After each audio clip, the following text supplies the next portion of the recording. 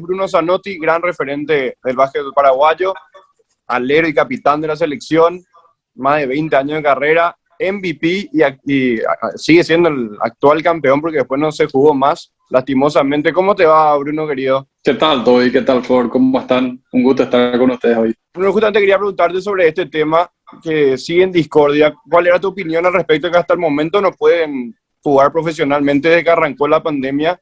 Y por otra parte, ¿qué respuesta le da el gobierno? Así es, como dijiste, es una situación compleja porque no es fácil, ¿verdad? Para nosotros, de nuestro lado, que somos los atletas, están también nuestros entes rectores, que son la Secretaría y la Confederación. Cada uno tiene sus situaciones particulares y sus intereses, obviamente. Nosotros como jugadores tenemos nuestros propios intereses de poder volver a jugar.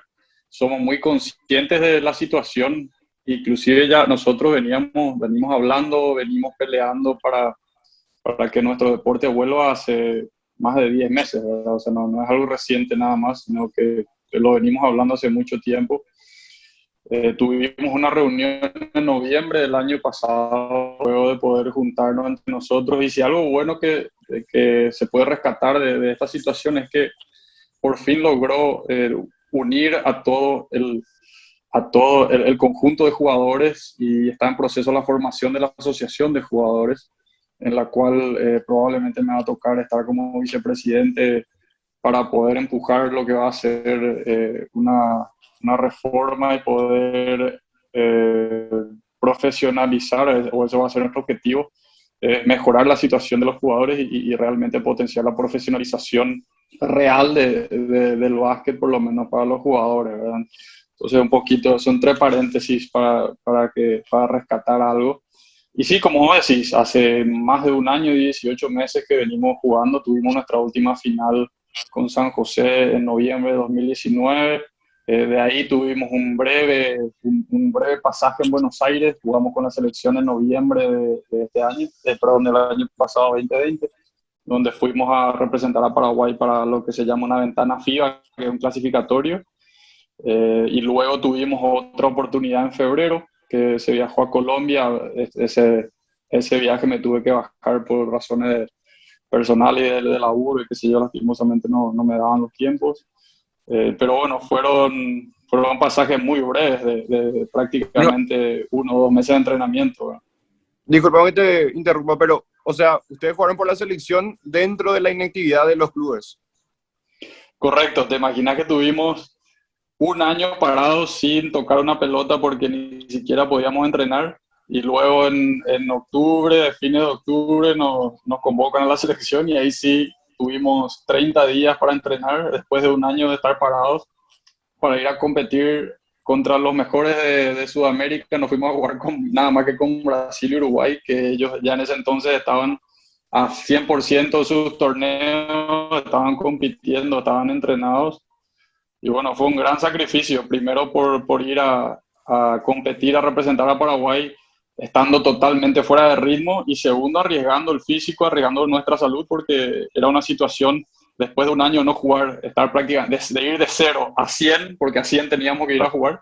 Uno arriesga mucho, ¿verdad? Entonces, para nosotros, el equipo o el grupo que fue convocado, fue un gran compromiso, doble compromiso, ¿verdad? Porque por lo menos ese grupo, y creo que la mayoría de los deportistas, nosotros los paraguayos sentimos la camiseta, ¿verdad? Y cada que nos convocan, y hablo por mí mismo, cada vez que me convocan, para mí es un gran orgullo, sea la primera vez o sea la vez número 125, ¿verdad? Siempre la sensación, por lo menos para mí, es la misma, ¿verdad? De responsabilidad y de gran orgullo salir a representar. Pero esta situación fue muy particular, fue muy difícil realmente poder eh, estar prácticamente sin entrenamiento, ir a competir. Y bueno, lo mismo pasó en febrero, así que realmente fue algo muy destacable por parte de los jugadores que decidieron viajar y decidieron tomar esa responsabilidad. ¿Y cuál es la respuesta que le da el gobierno? Porque el fútbol, por ejemplo, ya volvió hace rato y el fútbol es mucho más grande, digamos, la movida, la Como agenda. estructura, claro, Claro. como estructura, como sí, tal ¿Y cual. cuál es la excusa que le dan a ustedes? ¿Por qué, por ejemplo, no pueden volver al torneo, o entrenar? No, mira, te digo, nosotros al final del año pasado tuvimos un primer acercamiento, luego de hablar entre nosotros, entre los jugadores, tuvimos un primer acercamiento con el Ministerio de Salud, porque antes veníamos hablando con la Confederación, íbamos a hablar con los clubes para que puedan empujar y puedan promover que nuestro deporte empiece, porque nosotros veíamos lo mismo que vos decís, veíamos que el fútbol estaba arrancando, se comentaba que iba a empezar la intermedia, se comentaba que el fútbol de salón, perdón, el futsal FIFA iba a empezar a entrenar. Y bueno, primero nos daban la excusa de que no, que el básquet era, en su momento, te imaginas, cuando estábamos mucho mejor, hoy, cierto que es mirando con el diario del lunes, pero estamos mucho mejor en el sentido epidemiológico, pero nos decían que la posibilidad de contagio era mucho mayor en el básquet porque era puerta cerrada, y tenía la pelota de por medio, que bueno, que el fútbol se jugaba con el pie y que la pelota del básquet es con la mano, y que entonces había mucho contacto y mucha transferencia de contacto con la mano, y que eso podía llevar a la cara, que qué sé yo, bueno, y que era, el contacto era muy cercano, y que estábamos en espacios muy cerrados, ¿verdad? En cambio el fútbol tenía todo un campo abierto, estaba afuera, y que el contacto era con el pie.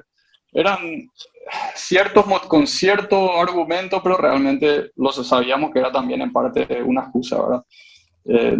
Era más fácil simplemente cancelar todo y dejar a Claro. todos los otros deportes afuera que realmente ponerse a ver protocolos, a Buscar una solución. establecer, exacto, a buscar una solución. Era realmente, con todo lo que tenían encima, era mucho más fácil decir, nadie más juega. El fútbol tiene sus recursos, el fútbol tiene su peso, el fútbol tiene su sponsor, y ellos pueden verse entre ellos, porque otro tema principal era el tema del hisopado, ¿verdad? Que era un costo económico muy grande, que el fútbol empezó a hacerse supuestamente todos, hacían todos hisopados y estaban en cuarentena, supuestamente, ¿verdad? En sus casas. Y ese era otro tema también. El fútbol era 100% profesional, supuestamente, y que nosotros éramos entre profesionales y amateur, y que entonces para nosotros iba a ser prácticamente imposible hacer la burbuja que ellos pretendían, ¿verdad? Entonces así fueron pasando los meses hasta que se dio esta oportunidad de practicar con la selección, y ahí se aplicó un protocolo que se utiliza en Brasil, se utiliza en Uruguay, se utilizó para la selección, un protocolo que se lo respetó muy bien. O sea, hacíamos hisopados semanales y dio sus resultados, porque tuvimos un mes y medio de entrenamiento, más el viaje a Buenos Aires, jugamos dos partidos, volvimos y tuvimos 0 contagios, ¿verdad? Y siendo que otros equipos sí tuvieron contagios, tanto en Argentina, Chile, Brasil, y nosotros no. Entonces, con eso fuimos un poco a seguir tocando puertas y empujar, ¿verdad? Que ese protocolo funciona, que era un protocolo que ya estaba aprobado, y que de nuestra parte era por lo menos hacer el intento, ¿verdad? Porque después, la segunda etapa del argumento fue, bueno, después de decir nosotros tenemos protocolo, se juega a estadio cerrado, pero sin público, o sea que es lo mismo. Nosotros somos 5 contra 5 en vez de 10 contra 10, o sea que el tema del espacio es relativo, pues nosotros somos mucho menos, por más que la cancha sea más chica, y que nosotros teníamos un protocolo que ya estaba probado que funcionaba, y segundo, que teníamos maneras de tener contingencia en caso de que haya contagios, porque era muy fácil rastrear entre juegos, si todos se aplicaban el hisopado y jugaban dos equipos, y a la semana siguiente habían contagiado, sabíamos bien que fue o un equipo u otro, ¿verdad? Y entonces había trazabilidad de esa situación, o sea que, cierto, había un riesgo de contagio, pero estaba muy controlado, ¿verdad? Entonces era nuestro argumento de decir, estamos muy conscientes de la situación, estamos muy conscientes de que hay posibilidad de contagio.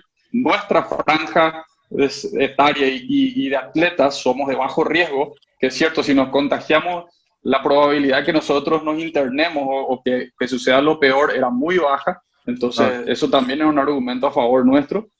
Y lo otro, que como te comenté, que había medidas de contingencia, había trazabilidad de esos contagios, y teníamos la última instancia, que era si veíamos contagios masivos, que era supuestamente su otra preocupación, el torneo se suspende, ¿verdad? Entonces le dimos todas esas razones, y de esa manera un poco fue que empezamos a empujar. Los clubes y la confederación, cierto que se movió en su momento y realizó el protocolo, ellos fueron los que desarrollaron el protocolo. Siempre nos argumentaban, nosotros íbamos a hablar con ellos, a pelear con ellos para empujar, y nos decían, nosotros no podemos hacer nada porque el Ministerio de Salud está en el decreto que está prohibida la competencia. Entonces, mano arriba, lastimosamente, hasta que el Ministerio de Salud apruebe, nosotros no podemos hacer nada. Y ahí es donde estábamos rebotando de entidad a entidad hasta que fue hace un par de semanas que decidimos, hubo un silencio en un momento porque obviamente subieron los contagios y colapsó el sistema, estaban saturadas las camas, entonces nos llamamos nosotros también a un silencio, a darle un respiro a las autoridades sabiendo la situación y nosotros siendo muy conscientes de la situación que estamos viviendo. Pero también, bueno, esperamos un momento hasta que, te digo, fue hace 10, 15 días que dijimos tenemos que ir a hacer ruido frente al ministerio, que no se olviden de nosotros porque va a pasar otro año. Y la realidad es que para muchos deportistas, tal vez no todos, pero para muchos de los basquetbolistas es un primer ingreso, no es un ingreso suplementario, ¿verdad? No es un segundo ingreso o simplemente un extra, ¿verdad? Para muchos de estos deportistas son realmente profesionales en el sentido de que es su fuente de ingreso principal, ¿verdad? Imagínate vos estar 18 meses sin cobrar, ¿verdad? Sin tener una fuente de ingreso para tu familia o para vos mismo.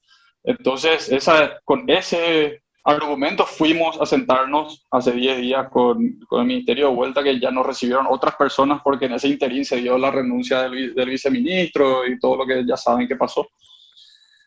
Y bueno, le dimos un poco ese panorama de urgencia que tenemos nosotros, ¿verdad? De que ya no se trata, que entiendan que para nosotros no es que vuelva al deporte simplemente porque tenemos ganas de ir a jugar, a juntarnos en el parque y a jugar un picadito, ¿verdad?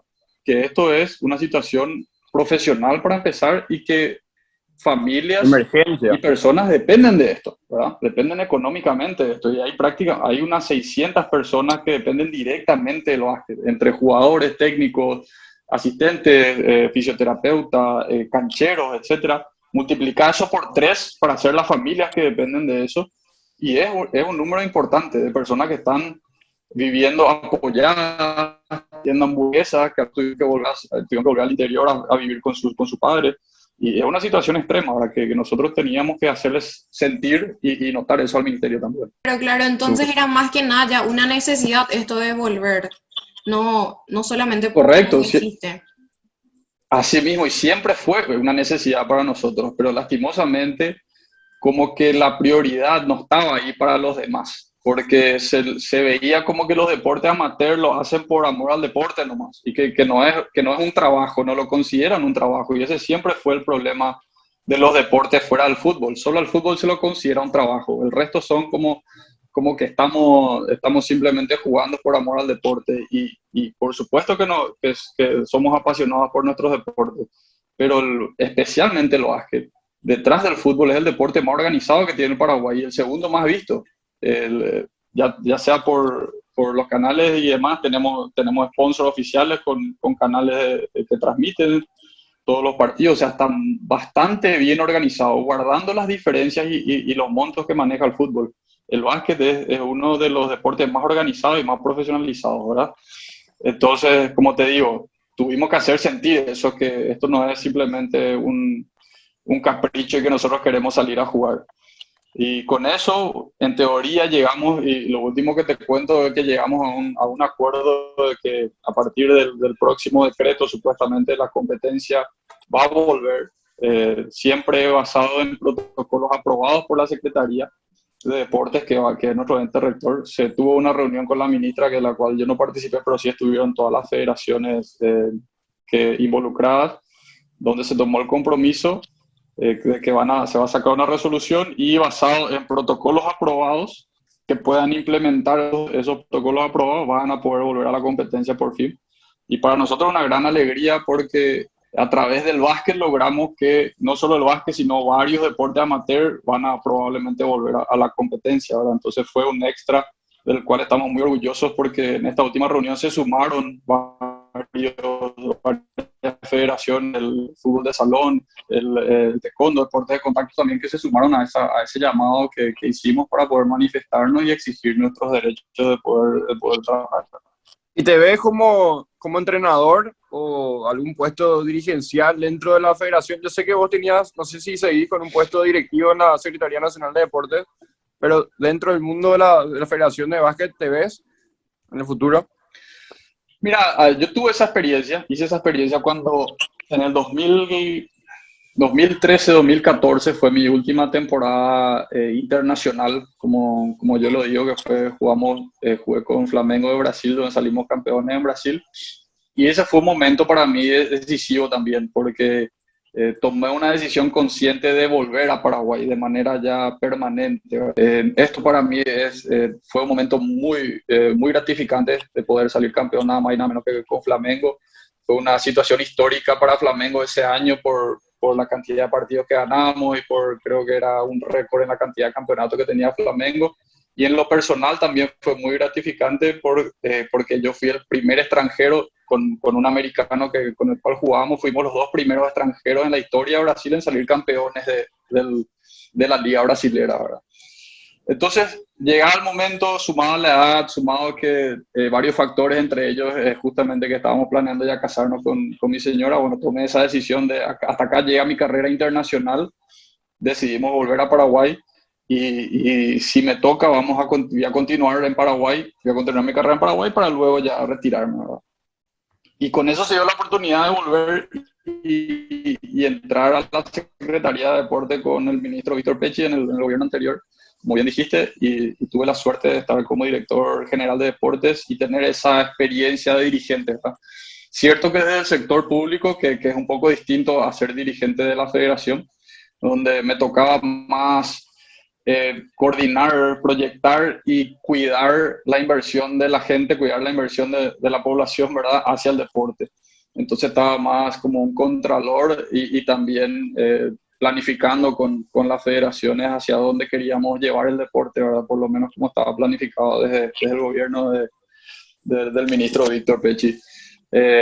Entonces, era una experiencia como dirigencia, pero también era algo que yo quería tener para saber si me gustaba realmente ese mundo dirigencial, digamos, porque yo estaba viendo, estaba en ese periodo de transición de decir, bueno, juego acá, voy a jugar acá en Paraguay, pero tengo que empezar a mirar a ver qué rumbo voy a tomar después del básquet, ¿verdad? Por si me toca retirarme antes. Y entonces tuve unos 4 años, fue una experiencia fue una experiencia diferente, fue una experiencia muy buena en lo personal. Y después, pero cierto que sentí que quería seguir jugando, ¿verdad? Estaba muy metido todavía como deportista.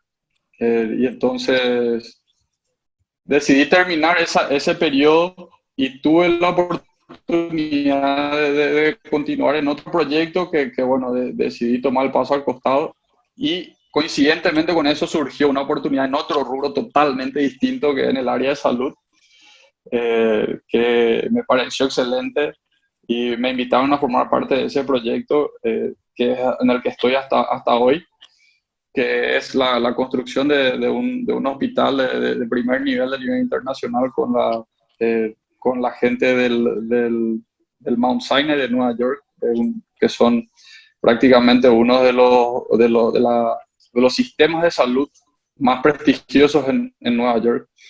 Así que fue un proyecto que realmente me apasionó, me agarró de una cuando me invitaron, le dije, ¿cuándo empiezo? Mañana mismo, ¿verdad? Porque no sé si saben que yo hice mi formación en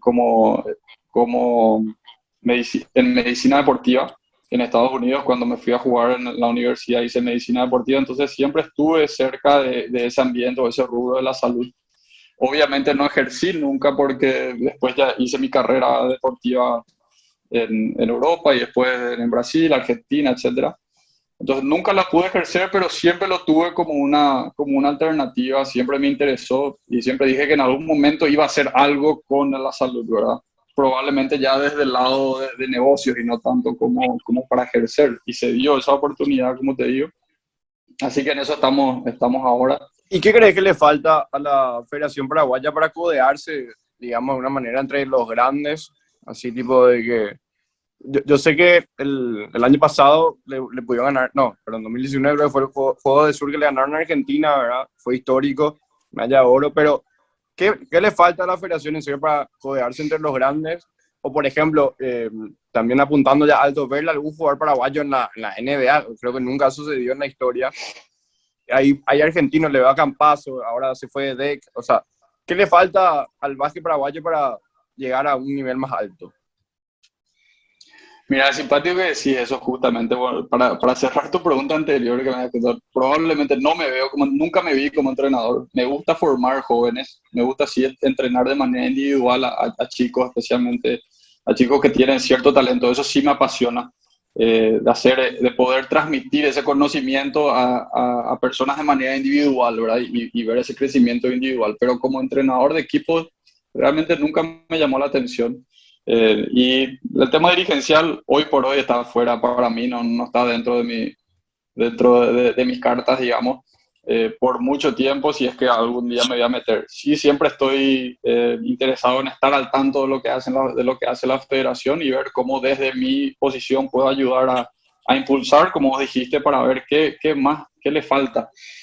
Y mira, realmente todo el mundo piensa que es una cuestión de dinero, ahora no, todo el mundo dice, no, falta plata, falta fondo, eso es lo que falta. Y realmente si me preguntas a mí, lo que falta es una profesionalización integral del deporte, ¿verdad? De planificar, no a 2 años, no a un año, no qué vas a hacer este año, planificar a 20 años, ¿verdad? A 15 años. ¿Cómo vas a llegar? Porque eso cambia tu foco totalmente. En vez de estar enfocado a ver cómo haces para que 6, 7 equipos participen de un torneo, vos te enfocás a ver cómo ese chico que hoy tiene 10 años puede llegar, o ese grupo de chicos que tienen 10 años pueden llegar a ser jugadores de la NBA un día, ¿verdad? O cómo puedes levantar toda una camada de 10, 12 años, cómo puedes levantar toda esa camada para tener en 10, 15 años, puedes tener una selección y puedes tener todo un proceso de profesionalización, ¿verdad? Entonces, y eso viene un poco de la mano con la falta de profesionalización del dirigente, ¿verdad? Hoy, ¿y a qué voy? No digo que no sean profesionales, sino a lo que voy es que no lo hacen de manera exclusiva, ¿verdad? No le dedican, no están sentados todo el día pensando cómo vamos a impulsar el básquet acá en Paraguay, sino que están viendo cómo solucionar el siguiente problema. Están apagando incendios y a la par tienen su profesión, algunos, qué sé yo, son ganaderos, otro es contador, otro trabaja, luego tiene otro laburo, entonces todos aportan, pero no se dedican a eso, ¿verdad? Entonces, nos falta ese cambio, ¿verdad? Y ahí sí tal vez puedes tener el argumento con ayuda a fondos de que los dirigentes ya dejen de ser ad honorem y no tener ese argumento que me pasaba mucho cuando me sentaba con las federaciones, especialmente las amateurs, cuando yo me sentaba con los de presidentes de federación a planificar, todos tenían ese argumento, o no todos, para no exagerar, varios tenían ese argumento de que no, yo lo hago por amor al deporte nomás. Yo soy dirigente acá y yo pierdo plata y no sé lo ni para qué estoy. Yo le decía, perfecto, dirigente o presidente, nadie te está obligando, nadie te puso una pistola para que vos estés acá, pero si estás acá, sentado como presidente,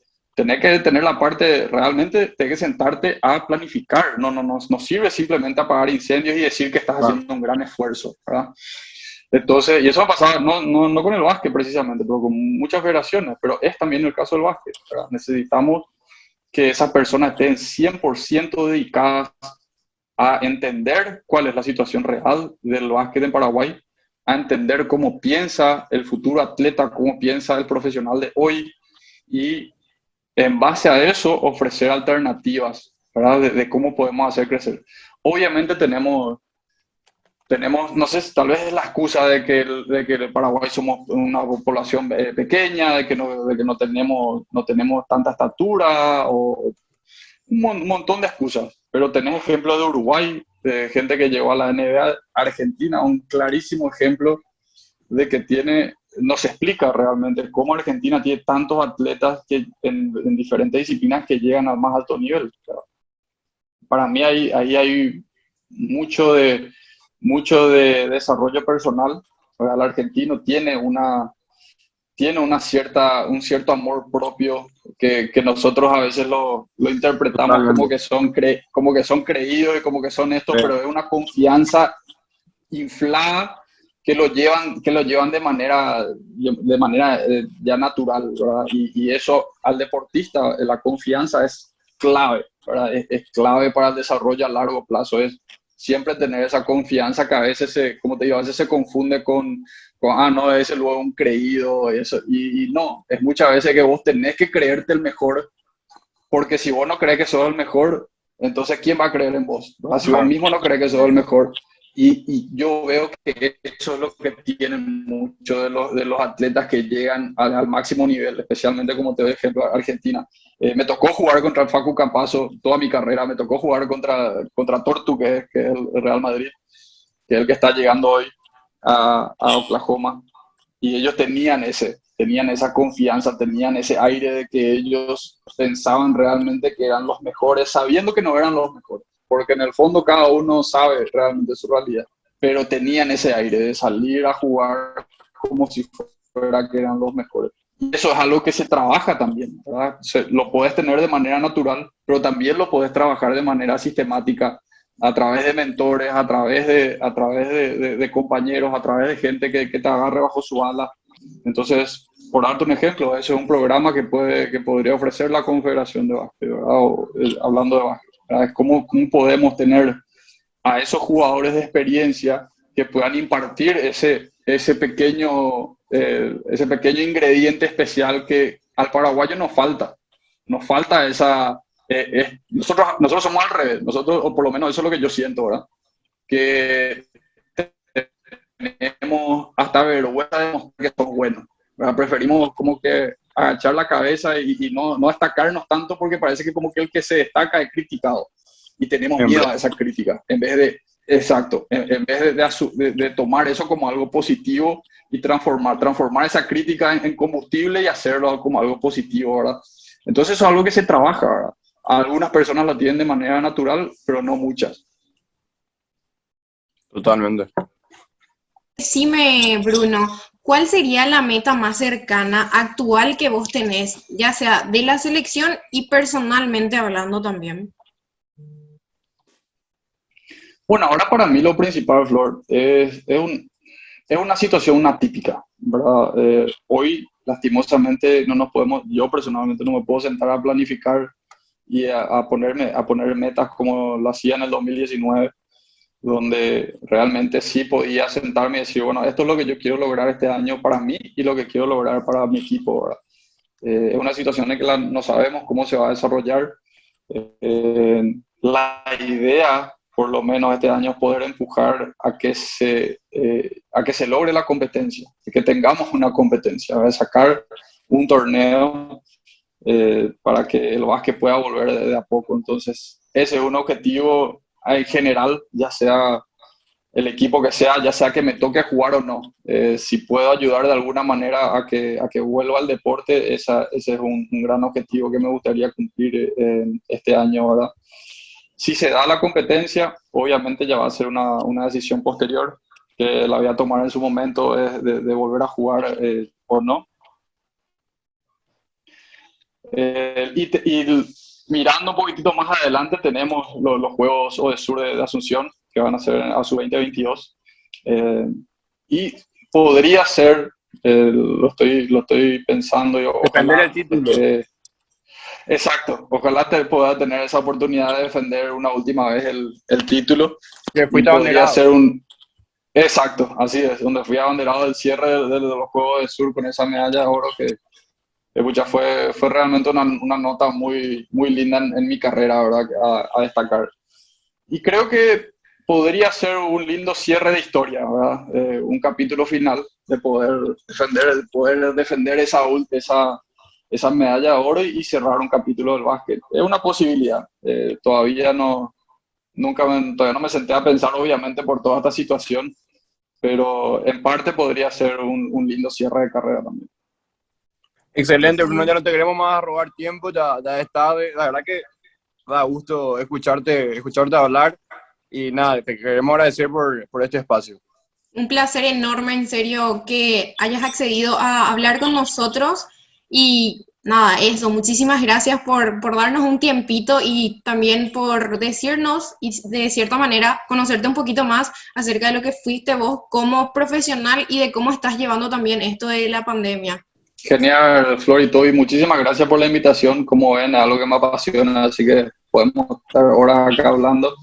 Pero creo que fue una buena introducción un poquito para poder hablar de esto. Excelente. Abierto siempre a sentarnos a hablar cuando quieran, y éxito en el proyecto que están teniendo, y disponible siempre.